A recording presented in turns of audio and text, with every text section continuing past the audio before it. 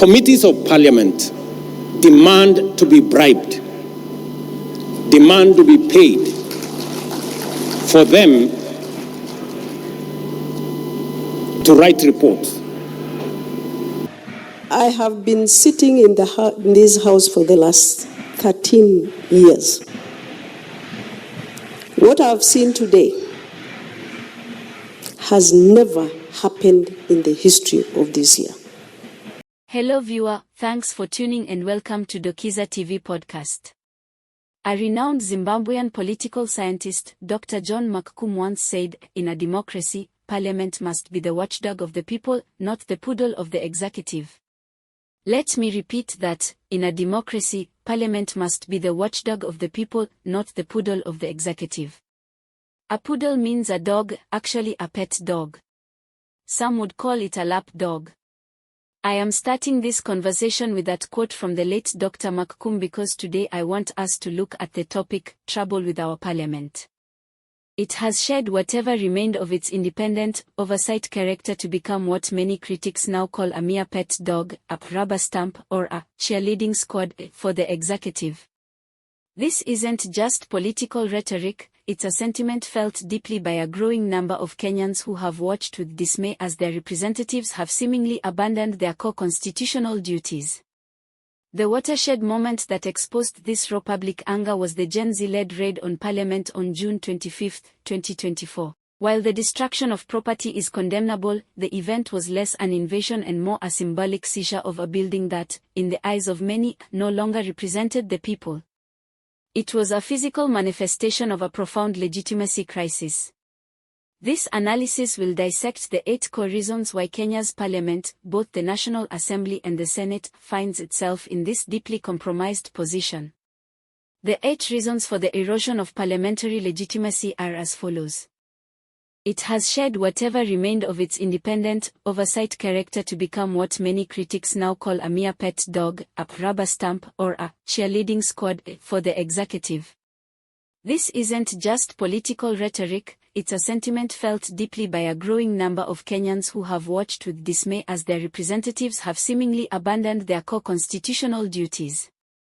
The watershed moment that exposed this raw public anger was the Gen Z-led raid on Parliament on June 25, 2024. While the destruction of property is condemnable, the event was less an invasion and more a symbolic seizure of a building that, in the eyes of many, no longer represented the people. It was a physical manifestation of a profound legitimacy crisis. This analysis will dissect the 8 core reasons why Kenya's parliament, both the National Assembly and the Senate, finds itself in this deeply compromised position. The 8 reasons for the erosion of parliamentary legitimacy are as follows. Reason 1, the death of bipartisanship and the opposition collapse. A healthy democracy thrives on a robust opposition that provides checks, balances, and alternative policy ideas. The decision by ODM leader Raila Odinga to enter a political handshake or partnership with President William Ruto effectively decapitated the official opposition. ODM MPs, once a critical bloc, swiftly transitioned into government defenders. This left a vacuum, with no structured, powerful voice to challenge executive excesses. Parliament became an echo chamber, not a debating chamber. Reason 2, sycophancy as a political strategy. The concept of us versus them has been replaced by a how can we be more them. Many MPs, especially from the ruling Kenya Kwanza coalition but also from the neutered ODM, engage in open, fawning praise of the executive. Their contributions in the House are less about legislating or oversight and more about publicly demonstrating loyalty to the president in the hope of political patronage. This performative sycophancy has disgusted citizens who expect their representatives to be loyal to constituents, not to State House.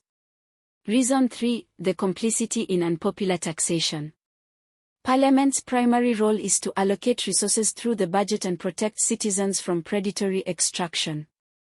Instead, the House has become the executive's enforcer in passing a barrage of deeply unpopular taxes. From the Finance Act 2023 that sparked nationwide protests to the subsequent bills, MPs have consistently voted against the clear and expressed will of the people, choosing to please the executive rather than shield their burdened constituents from economic hardship.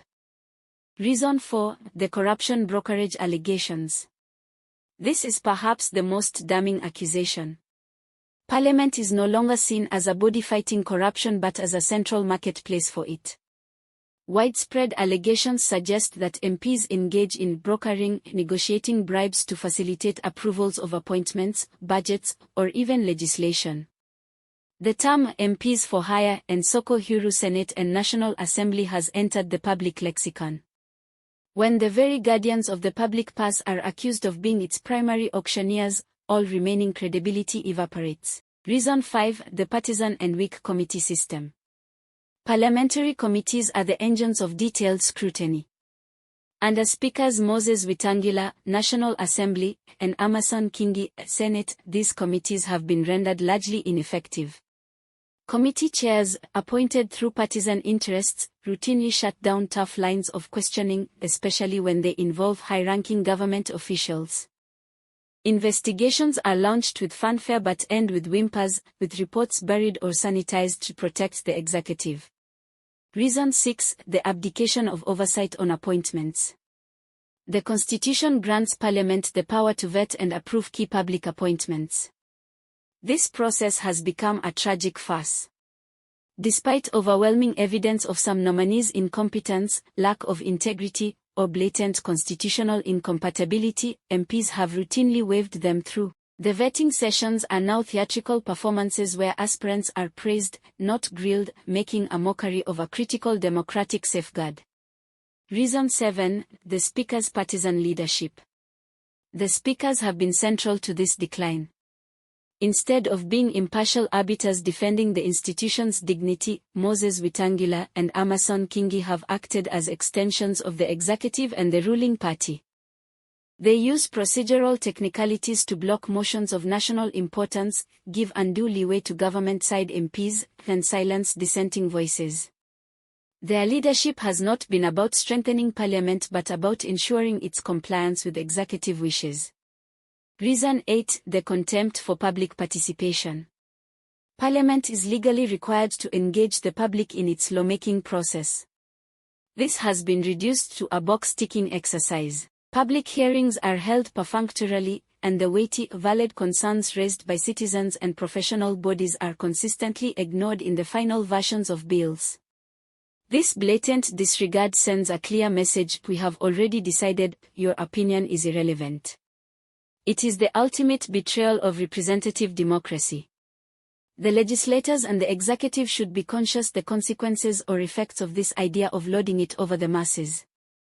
History is replete with class examples of parliaments that went rogue or were rendered ineffective by the executive.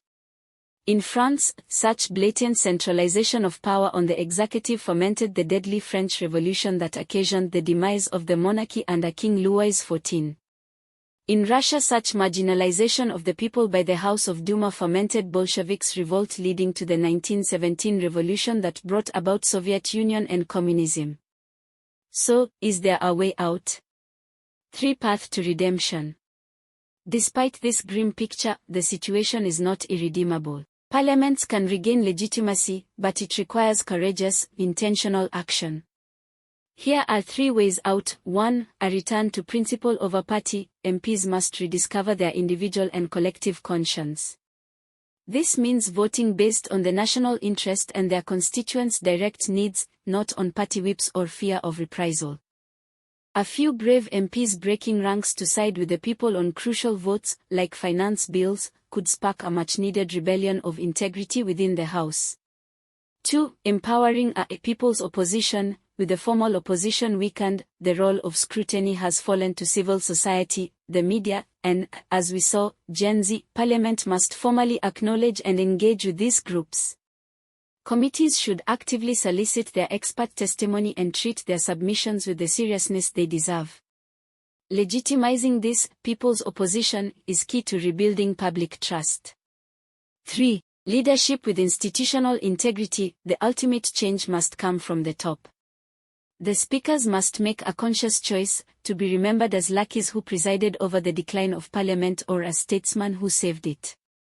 They need to assert the institution's autonomy, protect dissenting MPs, and ensure committees are led by chairs known for their integrity, not their loyalty to the executive.